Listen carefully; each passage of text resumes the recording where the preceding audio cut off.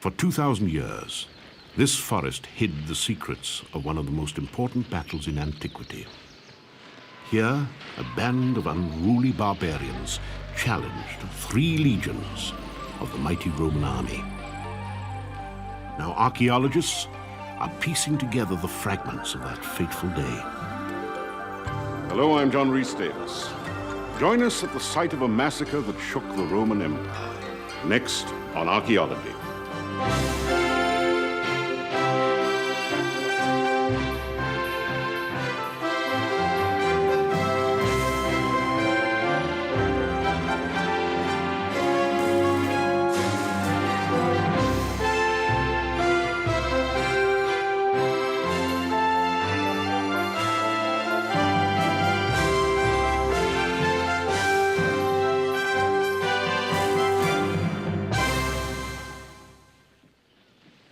It is the stuff of legends. The great Augustus Caesar hopes to push the Roman Empire beyond the boundaries of the civilized world. His faithful commander, Publius Quinctilius Varus, is inexperienced and untested in the field of conflict. Varus and his army expect little in the way of resistance. They are tragically mistaken. Armed with spears and shields, a force of German tribesmen gather to face the might of Rome. At their head, a daring young chieftain by the name of Arminius. It was one of the bloodiest battles of antiquity. When the slaughter was finished, 20,000 of Rome's finest lay dead or dying in the mud. So great was the shock that for years afterwards, Augustus is said to have beaten his head on a door, shouting, "Quinctilius Varus, give me back my legions!" Although the massacre left an indelible mark on history, the site of the battle disappeared in the tangle of an ancient forest. Today, archaeologists are reaping an unexpected harvest in a swatch of German farmland, hundreds of Roman artifacts. Have they found the site of Rome's defeat, the source of Caesar's nightmare?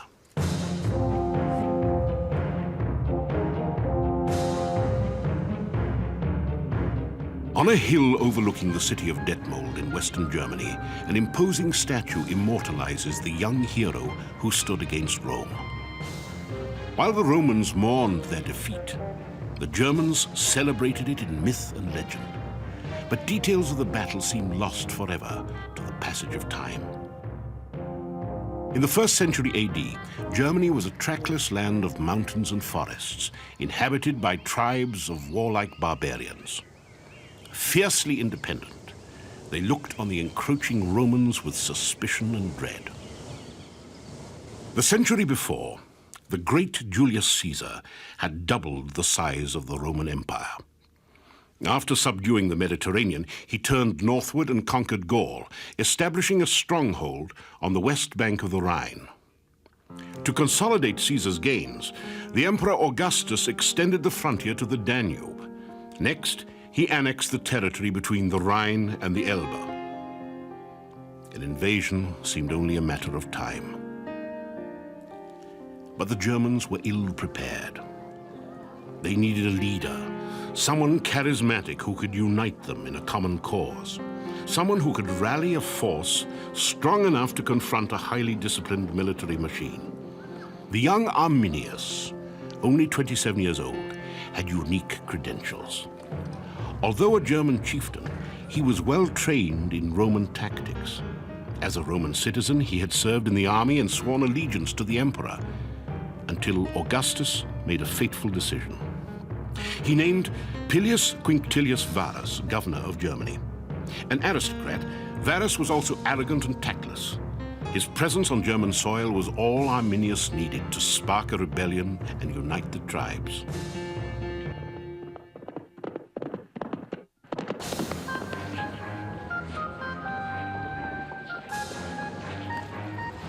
In 9 AD, Arminius seized his opportunity. He attacked Varus and his legions.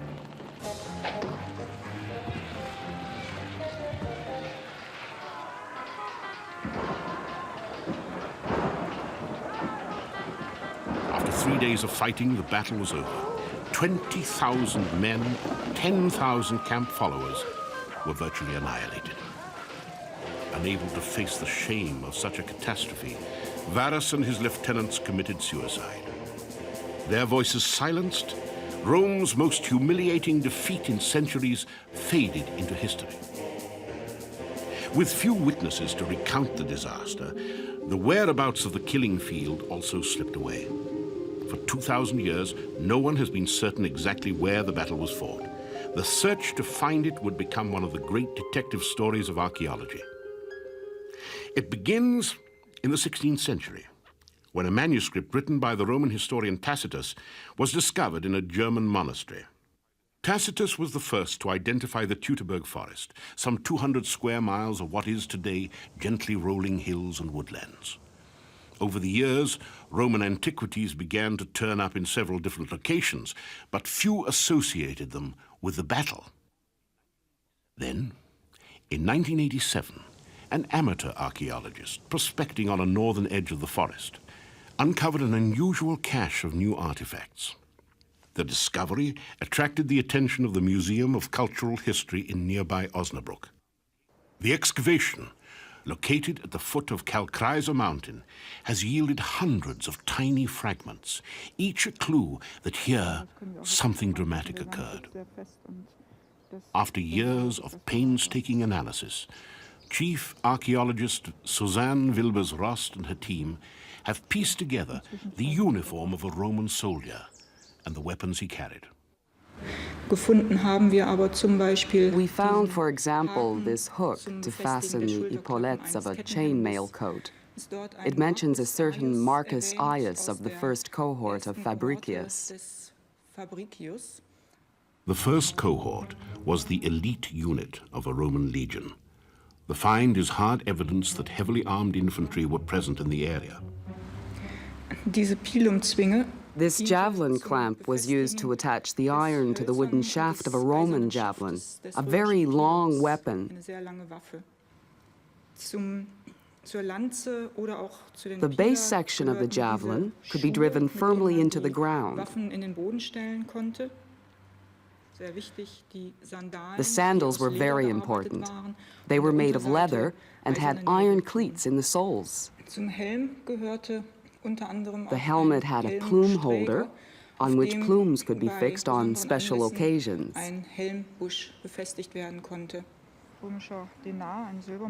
A Roman dinar, a silver coin. I don't know if you've already seen this. Look, there is a galley on it, a ship. Down here you can see the oars. We have several of this type. That fits into the context. But it's a rarity on this site.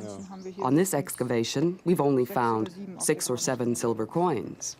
These scattered relics of a Roman army bear mute testimony to an ancient conflict. But is it the infamous battle of 9 AD? Among the discoveries are a collection of copper coins. Wolfgang Schlutter, director of the museum, believes that they hold the answer. Wir haben hier eine solche Kupfermünze. Here we have a copper coin, of which we have found about 200 so far. These are surely only a fraction of the coins lost here. And these coins are the best way to date this event. Roman soldiers were paid in copper coins. On one side was the hallmark of the Emperor Augustus. On the other, the stamp of their commander, Quinctilius Varus. In the year 7 AD, Varus became the governor of Germania. Therefore, it was only from this date that he could put his stamp on the coin.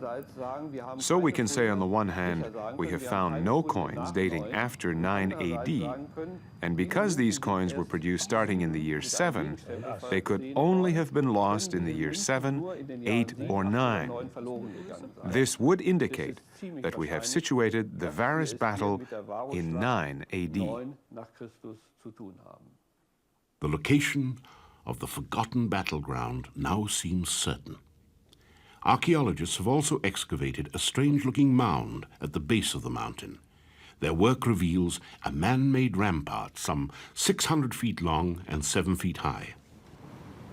Wir vermuten, dass die Römer von Osten kamen. We suspect that the Romans came from the east. That is to say, they came from this direction and marched along this path. They were attacked from different ramparts, which in our opinion, the Germans had built for the ambush. So far, we have excavated only one of these ramparts. That rampart lies over in that direction, at the foot of the Calcrisa mountain. Das ist die alte Oberfläche. This is the old ground level, from the time of the Romans. It clearly marks the outer edge of the rampart. The Romans came along this path, just below here. Then they were attacked from the rampart and were clearly annihilated. The construction of a rampart suggests Arminius knew which route the advancing Roman column would take. But how did he know? Wolfgang Schlutter thinks his knowledge of the terrain gave the Germans an edge. Die römischen Truppen sind von Osten gekommen. The Roman troops came from the east. Now, presumably, they tried to get through here, between the Calcrisa mountain and the Vian mountain range. But they had to admit it was impossible due to the high altitudes. They retreated and went around the mountain using the shortest path possible to surmount this obstacle.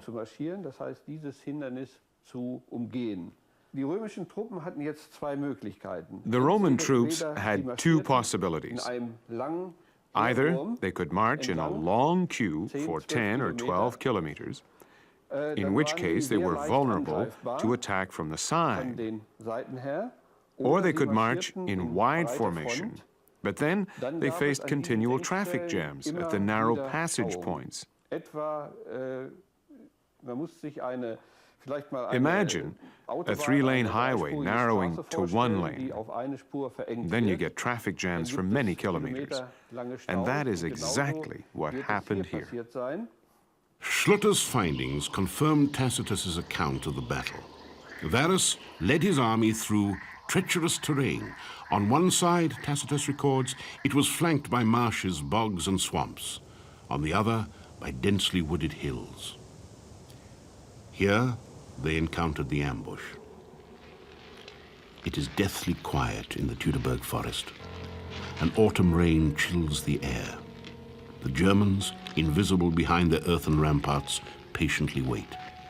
Anticipation steels their nerves. In the distance can be heard the footfalls of the approaching Romans. Then finally, out of the mist, a golden eagle appears, the battle standard of a Roman legion. Troops, pulled apart by the long march, are caught by surprise. Trapped in close quarters, their spears and swords become useless. Combat is hand to hand. Within moments, the dying begins.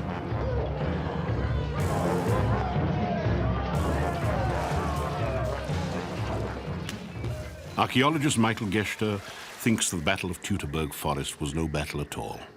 It was a massacre.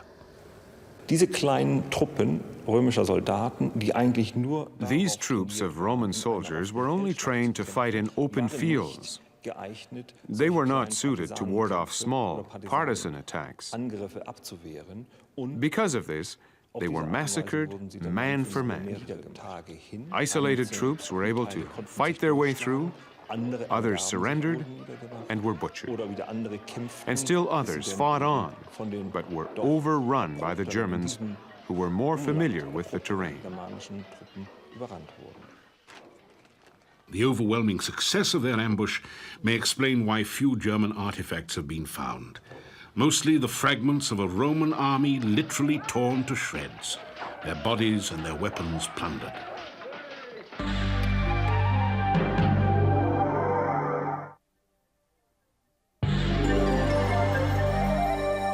How could such a disaster befall an army that time after time followed Julius Caesar into battle and reigned victorious?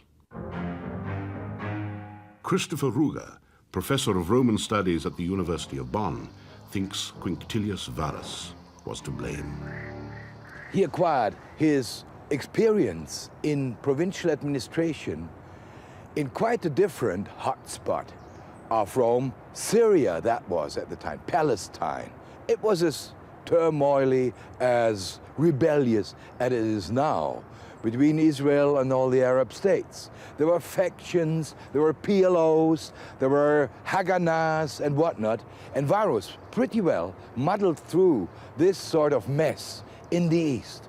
But he never had experience with a guerrilla warfare beyond north of the Alps. Arminius dagegen war ein... Arminius, on the other hand, was a young German nobleman of the Cherusker tribe who had worked for the Romans as an auxiliary troop leader and had Roman citizenship. He was highly familiar with Roman military tactics. And this explains why Arminius knew the weaknesses of Roman military tactics when marching through difficult territory. His plan of attack in the Teutoburg forest was based on this knowledge. Im Bereich des Teutoburger Waldes. They operated in small units and on swampy, marshy grounds, in forests, as Tacitus recalls. And of course, the Romans were afraid of the forest, whereas the Germanic warriors just loved the bushes. They just loved the bush. They were able to operate very much more efficient in country like that. Zum anderen ist auch dazu zu sagen, dass es im September jetzt... It should also be said that it was raining that September, and the Roman equipment became heavy since it was becoming waterlogged. The Germans, of course, had no armor, only simple wooden shields. Accordingly, their equipment did not become as heavy as that of the Roman soldiers. When the Romans were ambushed, they were heading back to their winter quarters at Haltern, a heavily fortified garrison east of the Rhine. A team of archaeologists led by Rudolf Askamp, director of the Roman Museum in Haltern, have been excavating the site. Das Lager von Haltern wurde wahrscheinlich... Archaeologists now believe that the camp of Haltern was probably built around the year 0. The camp existed up to the year 9 AD. When it was destroyed in connection with the slaughter in the Teutoburg forest. We have evidence that one of the legions that went under in this massacre was the 19th Legion. It was previously stationed in Haltern. In Haltern vorher stationiert war.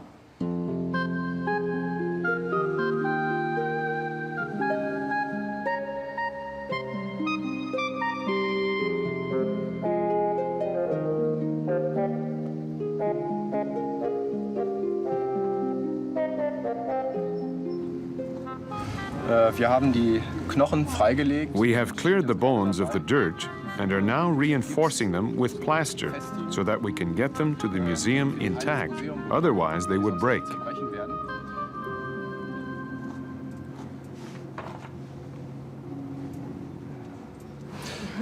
Hier vorne sehen wir den... Over here, we see the remains of the skull.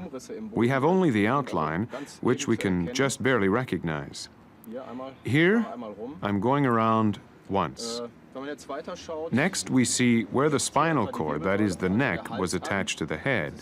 And over here is what would have been the upper body. Archaeologists now believe that Haltern was destroyed by the Germans as part of a larger strategy to stop the empire's expansion and eventually weaken its grip on the Rhine. 6 years after the battle, Augustus, bent on revenge, sent his son-in-law Germanicus back into the Teutoburg forest. According to Tacitus, the scene lived up to all its horrible associations. A half-ruined breastwork and shallow ditch showed where the last pathetic remnant had gathered. On the open ground were whitening bones, scattered where men had fled, heaped up where they had stood and fought back. Fragments of spears and of horses' limbs lay there, also human heads fastened to tree trunks. In groves nearby were the outlandish altars at which the Germans had massacred the Roman colonels and senior commanders. Germanicus conducted several retaliatory raids against the Germans. Among his duties was an order to retrieve the golden eagles of the 3 lost legions captured by Arminius during the battle. And at stake was the pride of the Roman army. Die 3 Legionen, die dort vernichtet wurden. The 3 legions that were destroyed, the 17th, 18th, and 19th, never existed again. It was typical of the Romans not to reinstate a destroyed legion. It was an unheard loss. Ever since Carthage and Hannibal's battles, it was the biggest blow to the Roman army. So many losses, 30,000 people lost. They could have recruited them back in a whiff, in a year's time, but it affected Roman pride. It affected the Gloria Romanorum. The big issue of Rome was the pride of its army, and that was affected. So it was much more a political blow than a military one. Die Adler sind natürlich dann The eagles were brought back to Rome, and then we don't know. Either they were destroyed or melted down in the course of the centuries. eingeschmolzen. The Battle of Teutoburg Forest once and for all put an end to the dream of expansion. Today, the monument in Detmold commemorates a fleeting moment of glory. But it also serves as a reminder. Without Arminius, the hero of Teutoburg Forest, one can only wonder how history might have been different. Blooded by the loss of his crack legions, Augustus never again dared turn a coveting eye on the lands beyond the Rhine and Danube. For him and his successors, the loss marked a first crack in the imperial shield. For the Germanic peoples, it planted the seeds of a national consciousness that would transform the ancient world.